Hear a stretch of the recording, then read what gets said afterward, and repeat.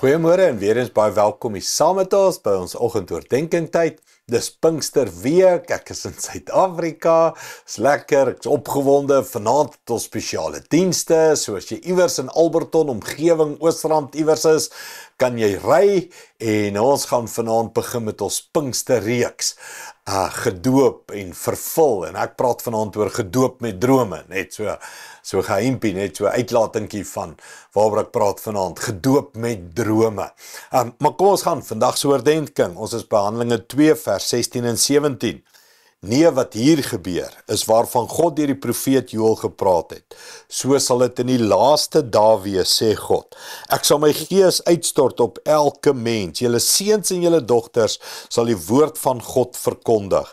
Julle jong mense sal gesigte sien en julle ou mense sal drome droom. Soos ek gesê het, hierdie is die bekende skrif rondom Pinkster wat Petrus gepreek het toe die skares gedrom het as gevolg van die geluid, die wind, die rukwind, die tonge van vuur, die tale wat hulle gepraat het en alles wat daar gebeur het Petrus hierdie preek begin. Nou net iets oor die preek, hy sê daar in die laaste dae, en ons het ek dink 'n jaar of 2 terug, het ek 'n hele reeks gedoen oor die tekens van die laaste dae. En ons het altyd hierdie verskriklike tekens, ek wil sê die bangmaak tekens gehad, né? Ons wou mense bang maak, oorlog in die Midde-Ooste en aardbewings en al hierdie verskriklike goed, en dan moet jy hardloop na die berge toe, want dit gaan op jou val.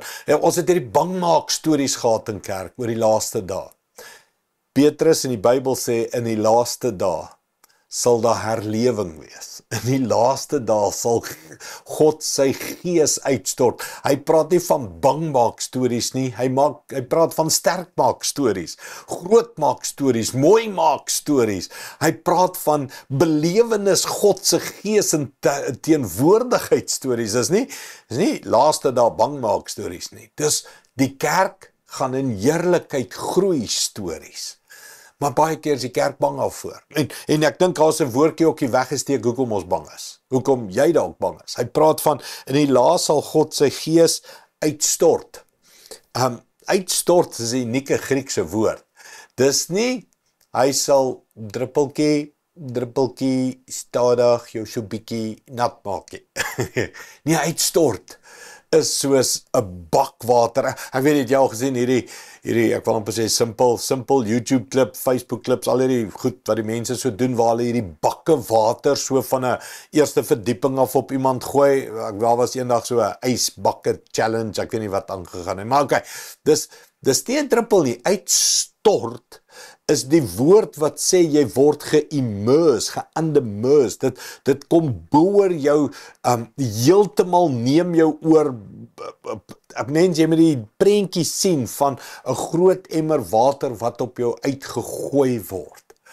En ek dink dis waar baie vrees lê. Jy sien, ons wil in beheer bly, ons wil in control bly, nee, ons wil nie embarrassed word nie, en ek ook nie jy nie, ek nie, niemand van ons nie. Maar hy praat van die gees oor jou kom, as God binne in jou woning inneem. As Pinkster gebeur, is dit 'n uitstorting. Dis 'n vervulling, dis 'n doping, dis 'n bekragtiging, dis 'n lewensveranderende ervaring in jou lewe. Dis nie 'n spring liggies op en af, tientjie dentjie, jene, dit was nou lekker gewees, hoe fyn hoendervleisie gekry, nou gaan ek aan nie. Dis uitstort. Daar's geen twyfel. Dit is 'n ervaring en 'n belewenis wat jy vir die res van jou lewe sal onthou en vir mense kan van vertel. Nou hier's net 'n simpel vraagie. Het jy al 'n uitstort beleef? Ek vra jou net wat die Bybel sê. Ek's nie snaaks nie. Ek probeer nie jou laat skuldig voel nie. Het jy al 'n uitstort beleef? Ek praat van 'n uitstort. Ek praat nie van 'n druppel, ek praat nie van 'n windjie nie. Ek praat nie van, dit was 'n lekker diens gewees en dit was so mooi woordjies. Het jy al 'n uitstort beleef? Want hy sê in die laaste dae sal God sy gees uitstort. Dis waarvoor ek honger, mens. Dis wat ons land nodig het. Dis wat ons kinders nodig het. Dis wat ou mense, jong mense, dis wat almal van ons nodig het. Om gegryp te word deur die Gees. Gearresteer te word. deur 'n uitstorting te beleef van God se krag in ons lewe.